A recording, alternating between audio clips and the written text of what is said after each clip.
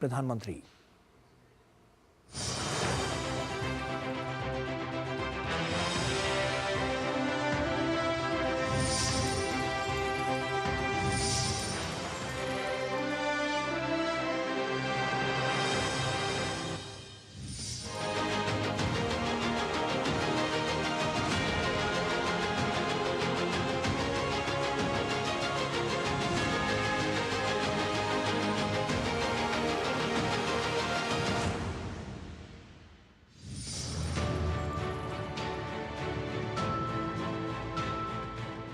नरेंद्र मोदी का नेतृत्व समावेशी है। वे हर व्यक्ति को समान सम्मान देते हैं, चाहे संसद में छोटी विपक्षी पार्टियों को बोलने का अवसर देना हो, दलित बालिका से कार्यालय का उद्घाटन कराना हो या सचिवालय भवन का फीता वरिष्ठ पीएन से कटवाना। उनके नेतृत्व में हर वर्ग की भागीदारी सुनिश्चित होती है। वे आलोचनाओं को भी लोकतंत्र का हिस्सा मानते हैं और सभी मतों का सम्मान करते हैं।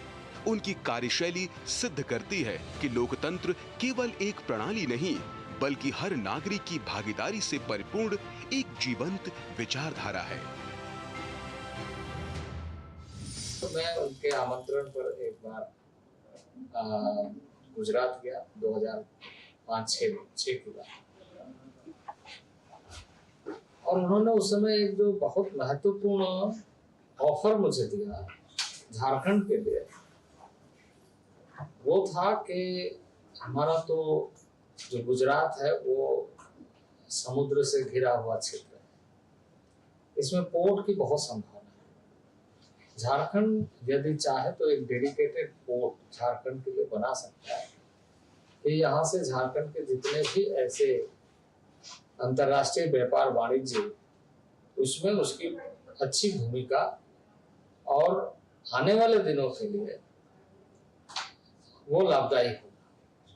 तो वो सिर्फ गुजरात के लिए नहीं था, बल्कि वो देश के लिए, देश की इकोनॉमी के लिए। उन्होंने पूरे इकोनॉमी के बारे में सोचा, राज्य के प्रगति के बारे में सोचा, यानी एक समग्र, सिर्फ गुजरात तक ही वो सीमित नहीं थे। नरेंद्र मोदी द्वारा उठाया गया हर कदम, उनकी हर बात राष्ट्र निर्माण की दिशा में बढ़ाया गया एक कदम है। उनकी कार्यशैली में समाज के हर वर्ग का सम्मान और हर वर्ग का विकास शामिल रहा है। जब मोदी साहब 2007 में जब चुनाव लड़े, इसके बाद करीबन दो महीने के भीतर सीएम कार्यालय बना और जितने अहमदाबाद के जो धारासभ्य थे उसको सूचना दिया गया कि आज आपको आने का है, दूसरे दिन आपको आने का है। उसका जो रिबन काटने की जो व्यवस्था, जो उद्घाटन करने की व्यवस्था थी, तो मोदी साहब जो रिबन काटने तक पहुँचे और जो किसी को ऐसा मालूम भी नहीं था कि ऐसी कोई व्यवस्था होगी। तब के मैं ये रिबन मैं नहीं काटूँगा, दलित की लड़की के हाथ से मैं ये रिबन कटवाऊँगा। करीबन 2-3 मिनट के अंदर बाजू में से ये लड़की को लेकर आए, दलित की लड़की, और इसके हाथ से ये कटवाया। तब हमारे आँख में से आंसू निकल गए कि ऐसे बड़े लोग, जो स्मरण में करता हूँ कि ऐसी परिस्थिति जो मोदी साहब के विचारों में आती है, तो हम इसमें से कुछ ले क्यों नहीं। नरेंद्र मोदी ने देश की राजनीतिक संस्कृति को एक नया रूप देने का काम किया है। यही कारण है कि मोदी की संवेदनशीलता और उनका जन केंद्रित दृष्टिकोण उनकी हर नीति में स्पष्ट रूप से दिखाई पड़ता है। अभी भी आप जाएंगे तो सचिवालय 1 नंबर के ब्लॉक के सामने एक बड़ा फाउंटेन है। मैं कार्यालय में था तो मेरे को सूचना मिली कि इतने एक छोटा सा उत्सव है, ये फाउंटेन का उद्घाटन हो रहा है और चीफ मिनिस्टर आएंगे अपने ऑफिस से उसका उद्घाटन करने का। तो मैंने बोला कि चीफ मिनिस्टर आएंगे तो उद्घाटन वो ही करेंगे। क्लास 4 के सीनियर मोस्ट एक कर्मचारी के हाथ से नरेंद्र भाई ने वो 2 मिनट में उसका उद्घाटन करने का नहीं, इसको बोला वो ये कर देगा, करवा आपने किया है। नरेंद्र मोदी का मानना है कि लोकतंत्र की सबसे बड़ी ताकत आलोचना है। लोकतंत्र की खूबसूरती इसी में है कि अगर इसमें विरोध या आलोचना न हो तो वह लोकतंत्र नहीं हो सकता। मैं मोदी जी के चैम्बर में गया था, तब मोदी जी पार्लियामेंट में आके रिप्लाई देने का प्रेसिडेंट मोशन पर एड्रेस था, तो उनका फिक्स हो गया था 5 बजे प्रधानमंत्री जी रिप्लाई करेंगे। मैंने 4:45 बजे उनके चैम्बर में गया और मैंने बोला चलो साहब, सबका भाषण हो गया, 2-3 छोटे मोटे पार्टियां पूछ रहे सब, लेकिन समय हो गया, उनका समय भी नहीं है, उनका समय नहीं बचा है। उनके पार्टी से कोई मेंबर बोला ही नहीं बोला है, कुछ पार्टी से नहीं बोला है। ठीक है, 15-20 मिनट आधा घंटा मैं वेट करता हूँ, यार दे दो छोटे पार्टी को, उनका पक्ष रखने दो। तो मैंने थोड़ा इनोसेंटली बोला, सर छोटे छोटे पार्टी और हमारे खिलाफ ही बोलते, खिलाफ बोलने दो, अच्छा पॉइंट है तो उसमें ले लेंगे ना, क्या प्रॉब्लम है तुमको? अगर क्रिटिसाइज करते हैं तो डेमोक्रेसी है, क्रिटिसाइज करने दो, अगर अच्छा पॉइंट बोलते हैं तो लिख के रखेंगे। उस टाइम वो 5:40 5:50 तक चला। पीएम वेट करके 6 बजे उत्तर दिया। मोदी चाहे प्रधानमंत्री हो या मुख्यमंत्री, हमेशा समाज के हर वर्ग को सबका साथ, सबका विकास, सबका विश्वास के मंत्र के साथ समान रूप से आगे बढ़ाने का प्रयास करते आए हैं। उस समय मैं हज कमेटी ऑफ इंडिया का चेयरमैन था और 6,500 हाजी हज करके अहमदाबाद एयरपोर्ट पे आने वाले थे। मार्च का महीना था, गुजरात के हालात अच्छे नहीं थे। मैं नरेंद्र भाई मोदी जी से मिला और विस्तार से सारी उनके और मेरे बीच में बातचीत हुई। उन्होंने मुझे आश्वस्त करा था कि हाजियों को पहुंचाने के लिए अच्छी व्यवस्था की जाएगी। हाजियों के लिए स्टेट ट्रांसपोर्ट की बसें लगाई गई, पुलिस की व्यवस्था की गई, 3 कंट्रोल रूम बनाए गए। तो जिस ज़िले में जाना होता था वहाँ उस ज़िले में उनके लिए व्यवस्था बनी हुई थी कि वो कहाँ पर ठहरेंगे, उस जगह पर वो हाजियों को ले जाया जाता था। फिर उसके बाद वहाँ पर हाजी बस से उतर के छोटे छोटे वाहनों में बैठकर अपने अपने गांवों में जाते थे पुलिस के संरक्षण के अंदर, और वो अपने घरों पे सुरक्षित पहुंचाए जाने लगे। हम लोग बड़े फिक्रमंद थे कि गोधरा में कैसे जाएंगे, आज तो रंग पंचमी का दिन है, आदिवासी इलाका है, लेकिन जो व्यवस्थाएं बनाई गई थी वो हाजी सुरक्षित ढंग से वो गोधरा में हर एक गांव के अंदर पहुंच गए और कहीं भी किसी भी प्रकार की अप्रिय घटना नहीं हुई। राकेश सिंह कहते हैं कि प्रधानमंत्री नरेंद्र मोदी स्वयं को देश का प्रधान सेवक कहते हैं। एक प्रधानमंत्री के रूप में वे अपनी जिम्मेदारियों को एक पल के लिए भी नहीं भूलते। उनके नेतृत्व में संवेदनशीलता और कर्तव्य परायणता के कई उदाहरण देखने को मिले हैं। सदन में भगवंत मान सरकार के ही खिलाफ सांसद रहते हुए, उनका अधिकार भी है, नारेबाजी कर रहे थे और फिर वो प्रधानमंत्री जी थे, लेकिन फिर भी वो वेल में आ गए और प्रधानमंत्री जी के सामने खड़े होकर ही वो नारेबाजी जोर जोर से कर रहे थे। और ये करते करते जोर से बोलने के कारण उनका गला बहुत ज़्यादा सूखा और उनको कुछ खांसी भी आई और वो इधर उधर पानी के लिए देखने लगे।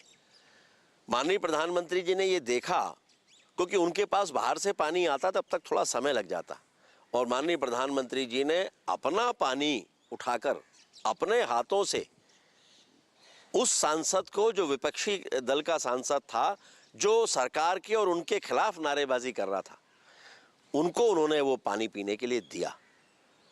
सदन ने इसको देखा और लोगों ने इसकी सराहना की, और ये जो संवेदनशीलता है ये माननीय प्रधानमंत्री जी की अद्भुत है। नरेंद्र मोदी के व्यक्तित्व की ऐसी कई विशेषताएं हैं जो नई पीढ़ी के लिए प्रेरणादायक हैं। विशेषकर उनका मानवीय पक्ष वास्तव में अद्भुत है।